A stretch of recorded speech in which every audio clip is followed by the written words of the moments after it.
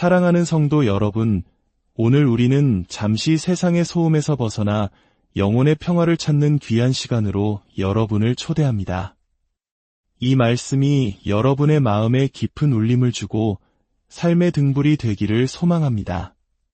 본격적인 여정을 시작하기에 앞서 여러분이 좋아요와 구독을 눌러주시는 것은 단순히 숫자를 늘리는 일이 아닙니다.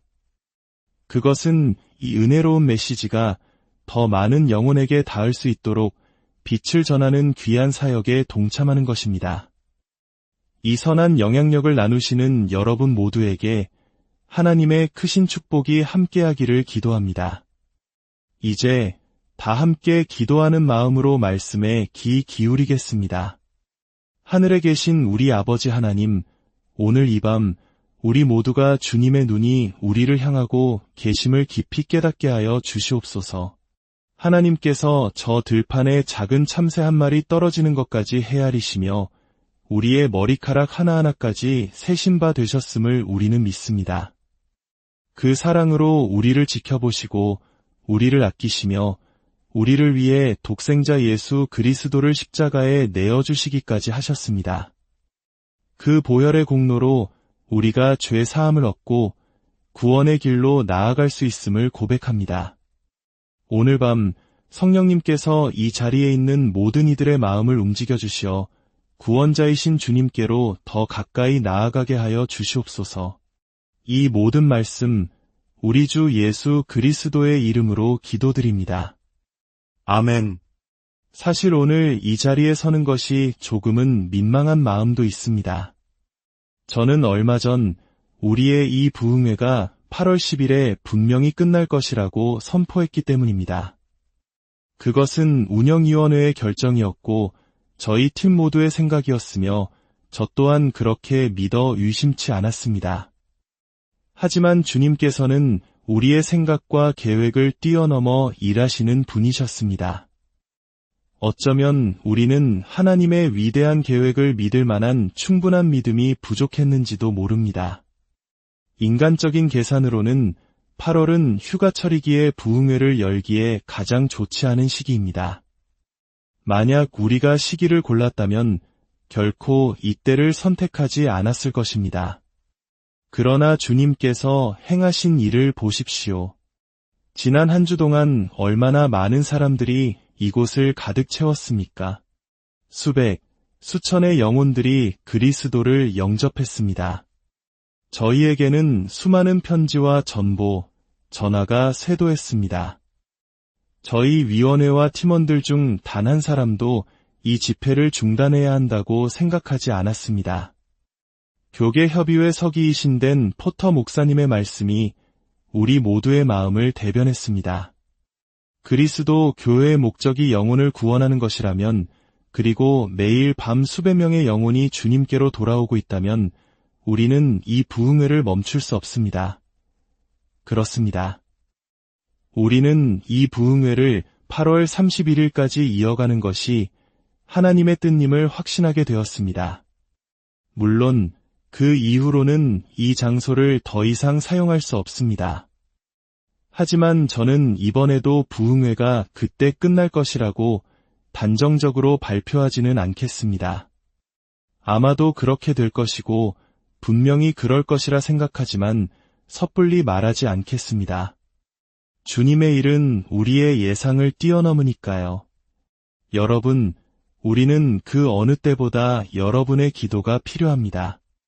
8월 중순에는 참석 인원이 다소 줄어들 수도 있겠지만 우리는 하나님께서 변함없이 이곳에 함께 하실 것을 믿습니다. 워싱턴에 있는 한 교회에 어떤 부인이 전화를 걸었던 일화가 생각납니다. 대통령이 다니는 교회였죠. 그녀는 물었습니다. 오늘 아침 예배에 대통령께서 참석하시나요? 전화를 받은 직원은 이렇게 대답했다고 합니다. 대통령께서 오실지는 잘 모르겠습니다. 하지만 한 가지 확실한 것은 그리스도께서는 분명히 이곳에 계실 거라는 겁니다. 그렇습니다. 그리스도께서 바로 이곳에 계십니다. 이 메디슨 스퀘어 가든은 지난 12주 동안 수많은 사람들의 삶이 변화되는 거룩한 장소가 되었습니다. 오늘 밤 저는 여러분과 함께 사도행전 11장 26절 말씀을 나누고 싶습니다. 26절의 마지막 부분입니다. 성경은 이렇게 기록하고 있습니다. 제자들이 안디옥에서 비로소 그리스도인이라 일컬음을 받게 되었더라. 여러분, 제자라는 단어는 배우는 자 혹은 따르는 자를 의미합니다. 사도 바울과 실라는 안디옥에서 여러 달 동안 복음을 전파했습니다. 그들은 전도 집회를 열어 수백 명의 사람들이 그리스도를 영접하게 했고 그곳에 위대한 교회를 세웠습니다. 그러자 주변 사람들이 그들을 조롱하는 의미로 그리스도에게 속한 자들, 그리스도를 따르는 자들, 즉 그리스도인이라고 부르기 시작했습니다. 이것이 바로 그리스도인이라는 단어의 시작이었습니다. 예수 그리스도를 따르는 사람들. 오늘 밤 저는 그리스도인의 삶을 어떻게 살 것인가? 라는 주제로 말씀을 나누고자 합니다. 몇 년 전 한 소녀에 대한 이야기를 들은 적이 있습니다. 그녀는 어릴 때 베토벤의 소나타를 듣고 그 곡을 연주하고 싶다는 강한 열망에 사로잡혔습니다. 그녀에게는 분명 음악적 재능이 있었습니다. 하지만 20년이 지난 후 그녀의 이웃들은 그녀가 베토벤의 명곡을 끔찍하게 망가뜨리는 연주를 참고 들어야만 했습니다. 무슨 일이 있었던 걸까요? 그녀는 피아노의 가장 기초인 손가락 연습과 스케일 훈련을 단 한 번도 진지하게 하지 않았던 것입니다. 연주법을 배우는 과정을 소홀히 한 것이죠. 우리 중에도 이와 비슷한 사람들이 많습니다. 그리스도인으로 살고 싶다는 강한 열망은 있지만 정작 어떻게 살아야 하는지는 배우지 않은 사람들입니다. 우리는 그리스도인이 되어야 한다는 말, 그리스도인답게 살아야 한다는 말은 수없이 들어왔지만 어떻게 그렇게 살 수 있는지에 대해서는 제대로 들어보지 못했을 수 있습니다. 어떤 부인이 자신의 목사님에 대해 이렇게 말하는 것을 들었습니다. 우리 목사님은 정말 훌륭한 설교가이시고 좋은 목회자이세요. 우리 교회 성도들 모두 그분을 사랑하죠. 하지만 솔직히 목사님께서 우리에게 정확히 무엇을 원하시는지 도무지 모르겠어요. 오늘 밤 우리는 그리스도인의 삶이 무엇인지 구체적으로 살펴보고자 합니다. 하지만 그에 앞서 우리는 먼저 그리스도인이란 누구인가? 라는 근본적인 질문에 답해야 합니다. 예수 그리스도를 따르는 사람이란 과연 어떤 사람일까요? 많은 사람들이 기독교 국가에서 태어났으면 저절로 그리스도인이라고 생각합니다. 혹은 부모님이 기독교인이면 자신도 당연히 그리스도인이라고 여기기도 합니다. 하지만 성경은 기독교 신앙은 혈통으로 유전되지 않는다고 분명히 말합니다. 그것은 사람의 뜻으로 되는 것이 아닙니다. 우리가 하나님의 나라에 합당한 자가 되기 위해 스스로 할 수 있는 일은 아무것도 없습니다. 교회에 출석하고 품위 있는 삶을 살고 도덕적이고 선량한 사람이 되는 것만으로는 그리스도인이 될 수 없습니다. 물론 그것들은 귀한 덕목이지만 그것이 그리스도인이라는 증거는 아닙니다. 오늘날 수많은 사람들이 스스로 그리스도인이라고 생각하지만 성경이 말하는 좁은 의미의 그리스도인은 아닐 수 있습니다. 그들은 거듭난 적이 없으며 마음속에 그리스도를 영접한 적이 없습니다. 만약 그들이 오늘 밤 죽는다면 천국에 갈 수 없을지도 모릅니다.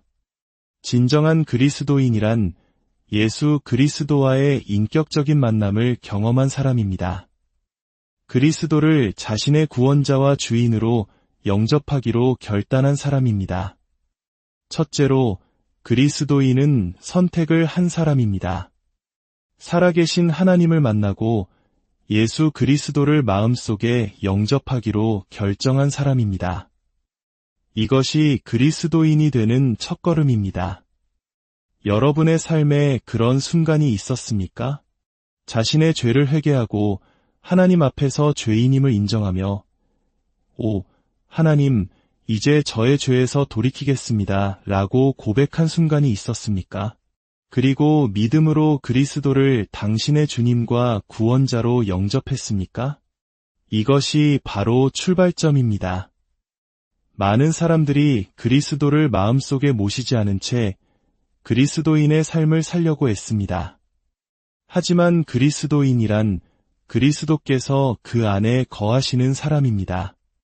당신이 그리스도를 영접하는 순간 성령께서 당신의 마음에 들어오셔서 새로운 본성을 주시고 그리스도인으로 살아갈 힘과 능력을 주십니다. 십자가에서 당신을 위해 피 흘리신 그리스도를 구주로 영접하지 않고서는 아무도 그리스도인의 삶을 살아갈 수 없습니다. 머리로 나는 믿는다고 말하는 것만으로는 충분하지 않습니다. 감정적인 경험만으로도 부족합니다. 당신의 의지로 나는 그리스도를 영접하겠습니다. 나의 삶을 주님께 드리겠습니다. 라고 결단해야 합니다. 둘째로, 그리스도인의 삶에는 반드시 변화가 뒤따릅니다. 성경은 말합니다. 이전 것은 지나갔으니 보라 새 것이 되었도다. 당신의 삶의 방식에 분명한 변화가 있어야 합니다. 하나님을 향한 태도에 변화가 있어야 합니다. 이제 당신은 하나님을 최고로 사랑하며 모든 선택과 결정에서 하나님을 최우선으로 두게 됩니다. 자기 자신을 향한 태도도 변해야 합니다. 더 이상 자기중심적이거나 이기적으로 살지 않습니다. 또한 이웃을 향한 태도도 변해야 합니다. 내 이웃을 내 자신과 같이 사랑하라는 말씀을 실천하게 됩니다. 옛날에 한 남자가 있었습니다. 그는 매일같이 술집 앞에 자신의 말을 메어두는 것이 습관이었습니다. 그러던 어느 날 그는 감리교회 부흥회에서 그리스도를 영접했습니다. 다음 날 그는 마을에 와서 자신의 말을 감리교회 앞에 메어두었습니다. 술집 주인이 나와서 물었습니다. 아니, 자네 10년 동안 우리 가게 앞에 말을 매더니 오늘은 왜 저기다 매는 건가? 그가 대답했습니다. 저는 어젯밤에 회심하고 그리스도를 영접했습니다. 이제 말을 메어두는 장소를 바꿨습니다. 그렇습니다. 우리는 삶의 주춧돌, 삶의 중심을 바꿔야 합니다. 만약 당신의 삶에 변화의 증거가 없다면 당신이 정말로 그리스도인인지 점검해 보아야 합니다. 삶이 변하지 않고 그리스도께 나아올 때 하나님께서 주시는 성령의 열매를 맺지 못하고 있다면 당신은 정말로 그리스도를 만났는지 의심해 보아야 합니다. 예수님께서는 그들의 열매로 그들을 알리라고 말씀하셨습니다. 성령의 열매는 사랑과 희락과 화평과 오래 참음과 자비와 양선과 충성과 온유와 절제입니다. 셋째로, 그리스도인은 도전을 받아들인 사람입니다. 그리스도의 도전을 말입니다. 예수님은 말씀하셨습니다.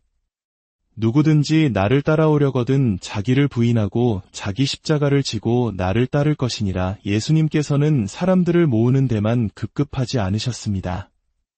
오히려 군중이 너무 많이 모이면 이렇게 말씀하시며 그들을 시험하셨습니다. 나를 따르려면 자기를 부인해야 한다. 이 말씀에 많은 사람들이 떠나갔습니다. 그래도 남은 군중이 너무 많으면 또 말씀하셨습니다. 나를 따르려면 자기 십자가를 지고 따라야 한다. 이 말씀에 대부분의 남은 사람들마저 떠나갔습니다. 그 당시 십자가는 오늘날의 사형대와 같은 가장 끔찍한 형틀이었기 때문입니다. 예수님은 마치 나를 따르려면 너 자신의 사형대를 져야 한다. 나를 따름으로 인해 겪게 될 세상의 비난과 어려움을 감수해야 한다고 말씀하신 것과 같습니다. 대부분의 사람들은 그렇게 하기를 원치 않습니다. 그리스도를 위해 자신의 입장을 분명히 하기를 꺼려합니다. 오늘 밤 여러분께 묻습니다. 당신은 당신이 그리스도인임을 확신하십니까? 당신의 모든 죄가 용서받았음을 확신하십니까? 오늘 밤 죽는다면 천국에 갈 것이라고 확신하십니까? 엄밀한 의미에서 당신은 그리스도인이십니까? 만약 제 마음에 하나님을 만날 준비가 되었는지에 대한 조금의 의심이라도 있다면 저는 이 문제를 해결하기 전까지는 이 자리에서 한 발짝도 움직이지 못할 것입니다. 오늘 밤 당신의 삶을 그리스도께 드리십시오. 그렇다면 이제 어떻게 그리스도인의 삶을 살아갈 것인가에 대해 이야기해 보겠습니다. 저는 약 14년 전에 결혼했습니다. 결혼하기 전 2년 동안 아내의 마음을 얻기 위해 노력했습니다. 정말 힘든 과정이었죠. 마침내 우리는 목사님 앞에 섰습니다. 제가 아내를 존경하고 그녀가 사랑스럽고 아름답다고 믿는 것만으로는 결혼이 성립되지 않았습니다. 저는 목사님 앞에서 이 여인을 아내로 맞이하겠습니까? 라는 질문에 그렇게 하겠습니다. 라고 제 의지로 대답해야 했습니다. 그리스도를 믿는 것도 마찬가지입니다. 단지 그리스도를 믿는 것만으로는 충분하지 않습니다. 성경은 마귀도 하나님을 믿고 떤다고 말합니다. 그분이 훌륭한 분이라고 말하는 것만으로는 부족합니다. 당신의 의지로 나는 그분을 나의 구원자와 주님으로 영접하겠습니다. 라고 결단해야 합니다. 결혼식은 단지 시작일 뿐이었습니다. 그 후로 10년, 20년, 50년, 60년을 함께 살아가며 함께 일하고 함께 계획하며 삶을 엮어가는 과정이 남아 있었습니다. 결혼 생활은 노력입니다. 언제나 신혼처럼 달콤하지만은 않습니다. 그리스도인의 삶도 이와 같습니다. 당신이 그리스도께 주님, 제 삶을 드립니다 라고 고백할 때 성경은 당신이 그리스도와 혼인한 것이라고 말합니다. 그분은 신랑이시고 우리는 신부입니다. 이제 그분을 따르고 그분을 위해 살아가는 긴 여정이 시작됩니다. 영적으로 성장하기 위해서는 반드시 지켜야 할 몇 가지 규칙이 있습니다. 성경은 우리가 그리스도를 영접한 후 갓난아기와 같이 시작한다고 가르칩니다. 처음부터 다 자란 성숙한 그리스도인이 되는 사람은 없습니다. 그런데 오늘날 교회의 비극은 많은 신앙인들이 영적으로 자라지 않고 갓난아기 상태에 머물러 있다는 것입니다. 제 아들이 처음으로 아빠라고 말했을 때 우리는 정말 기뻤습니다. 하지만 만약 20년이 지난 후에도 그 아이가 여전히 아빠라는 말밖에 하지 못한다면 뭔가 심각하게 잘못된 것이겠지요. 20년 동안 신앙생활을 했음에도 불구하고 여전히 기초적인 신앙에 머물러 있다면 당신의 영적 성장은 멈춘 것입니다. 이제 그리스도 안에서 성장하기 위한 몇 가지 방법을 나누겠습니다. 첫째, 기도입니다. 매일 기도하는 시간을 가져야 합니다. 제자들은 예수님께 와서 주여, 우리에게도 기도를 가르쳐 주옵소서 라고 했습니다. 그렇습니다. 기도는 배워야 하는 것입니다. 기도할 기분이 아니에요. 기분이 내킬 때만 기도해요 라고 말하는 사람들이 있습니다. 그것은 잘못된 생각입니다. 매일 정해진 시간과 장소에서 기도해야 합니다. 그것은 전능하신 하나님과의 약속이자 면담입니다. 만약 당신이 내일 아침 한 나라의 대통령과 면담 약속이 잡혔다고 상상해 보십시오. 오늘은 대통령을 만나고 싶지 않네라며 약속을 취소하겠습니까? 아닐 겁니다. 당신은 가장 좋은 옷을 입고 그 자리에 나갈 것입니다. 만왕의 왕이신 하나님께서 매일 당신과의 만남을 기다리고 계십니다. 당신의 의지가 당신을 기도의 자리로 이끌어야 합니다. 기도는 노동이며 때로는 자신을 쳐서 복종시켜야 하는 일입니다. 하지만 바로 그런 순간들을 통해 가장 귀한 응답과 은혜를 체험하게 될 것입니다. 둘째, 성경 읽기입니다. 성경의 목적은 예수 그리스도를 증거하는 것입니다. 욥은 내가 그의 입의 말씀을 나의 필요한 음식보다 더 귀히 여겼도다라고 고백했습니다. 성경은 영혼의 양식입니다.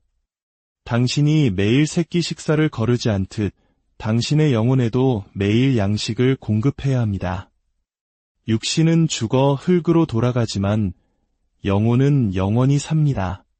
그런데 우리는 육신을 먹이는 데는 온갖 시간을 쏟으면서 영혼을 위해서는 얼마나 시간을 쓰고 있습니까?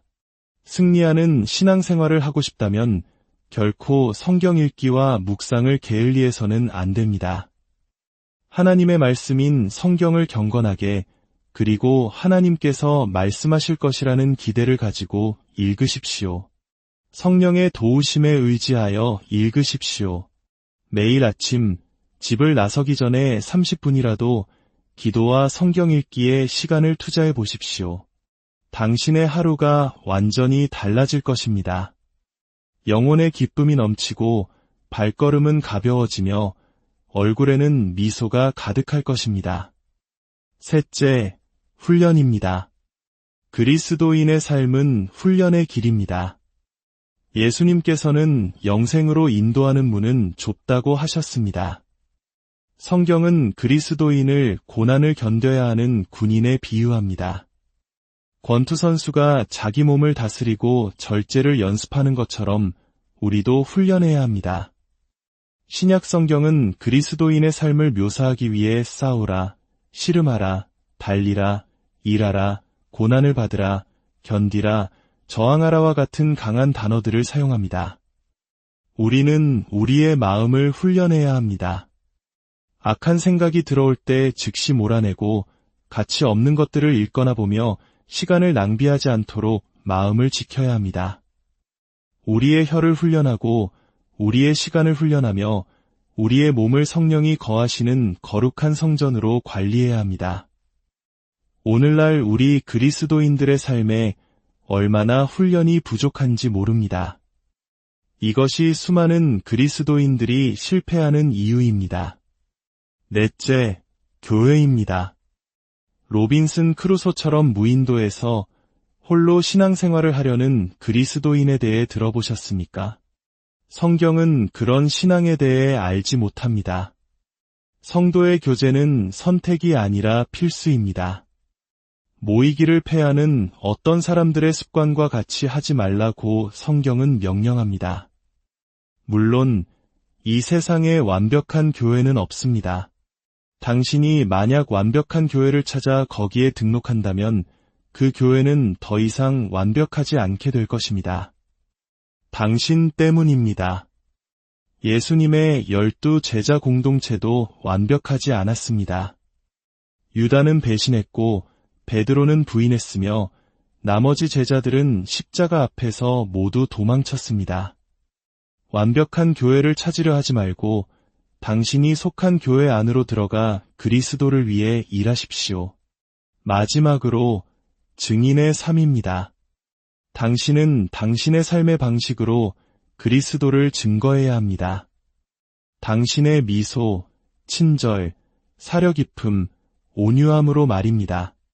당신 안에 거하시는 그리스도께서 당신을 통해 빛을 발하실 때 다른 사람들은 당신에게 이끌릴 것이고 당신의 비밀은 무엇입니까?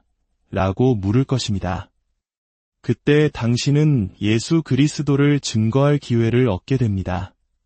가정에서, 직장에서 증인이 되십시오. 당신이 직원이라면 단지 고용주를 위해 일하는 것이 아니라 주님께 하듯 성실하게 일하십시오. 우리는 이 땅에서 나그네이며 그리스도의 대사입니다. 거짓과 위선, 탐욕이 가득한 이 세상 속에서 우리는 빛나는 증인이 되어야 합니다. 당신의 공동체에서 소금이 되고 빛이 되십시오. 오늘 밤 다시 한번 여러분께 묻습니다. 당신은 그리스도인이십니까? 그렇게 살고 있습니까? 저는 당신이 교회 회원인지를 묻는 것이 아닙니다.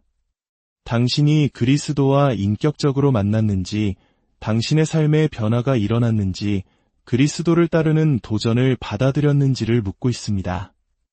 만약 그렇지 않다면 바로 오늘 밤, 지금 이 순간 시작할 수 있습니다. 주님, 제 삶을, 제 마음을, 제 영혼을 주님께 드립니다. 제 안에 오셔서 저의 죄와 실패를 용서하여 주시옵소서. 이제부터 주님을 따르고 섬기며 살겠습니다. 제 삶과 가정에 변화를 주시고 그리스도를 위한 빛이 되게 하여 주옵소서. 얼마나 많은 사람들이 그리스도인이라고 주장하면서도 삶의 평안이나 기쁨이 없습니까? 쉽게 분노하고 예민하며 질투와 교만으로 가득 차 있습니다. 그리스도인의 삶은 결코 그런 것이 아닙니다. 당신의 삶을 그리스도께 온전히 드리십시오. 어떤 분들은 오늘 처음으로 당신의 삶을 그리스도께 드릴 수 있습니다. 또 어떤 분들은 오늘 밤 당신의 삶을 그리스도께 다시 한번 헌신하며 이렇게 고백할 수 있습니다. 오늘 밤 저는 저의 삶을 새롭게 주님께 드립니다. 하나님께서 지금 이 자리에서 수많은 사람들의 마음을 움직이고 계십니다. 십자가 아래로 나아와 당신의 죄와 실패를 내려놓고 그분을 구원자와 주님으로 영접하십시오. 지금 바로 당신의 자리에서 일어나 이 앞으로 나아오십시오. 그리고 조용히 서서 오늘 밤 당신의 삶을 그리스도께 드린다고 고백하십시오. 당신이 주님께 제가 주님을 신뢰하겠습니다. 라고 말하는 표시입니다. 주저하지 마십시오. 성령께서 당신의 마음을 움직이실 때 순종하십시오. 지금이 바로 은혜 받을 만한 때요. 지금이 바로 구원의 날입니다. 여러분 모두를 이 결단의 자리로 초대합니다.